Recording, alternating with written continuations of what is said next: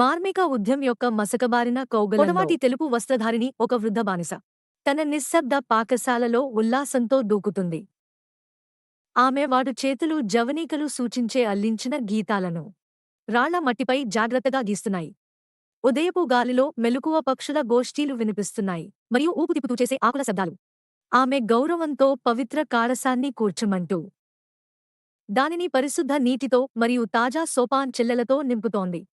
పాత బంగారు పాత్ర ఉజ్వలించగా ఆమె చిన్న దీపం ఆరేస్తోంది. దీని నిప్పు చుక్కల్లా పరిణామం వంటి ప్రార్థనలా ఒలికుతోంది. ఒంటరిగా ఉన్నా ఆమె గుండె ప్రేమతో నిండినది మరియు శాంతితో. ఆమె కళాత్మక ప్రదర్శనను ప్రారంభించగానే ఆమె స్వరం పాత దిద్దుబాటు కీర్తనలలో పుడుతోంది. ఇవి తరాలకు ప్రతిధ్వనిస్తూ ఉన్నాయి. ఒకసారిగా కాలసం విశేషమైన గోల్డెన్ వెలుతురుతో మెరిసింది. ప్రతి పవిత్ర పదంతో మరింత ప్రకాశవంతంగా మారుతోంది.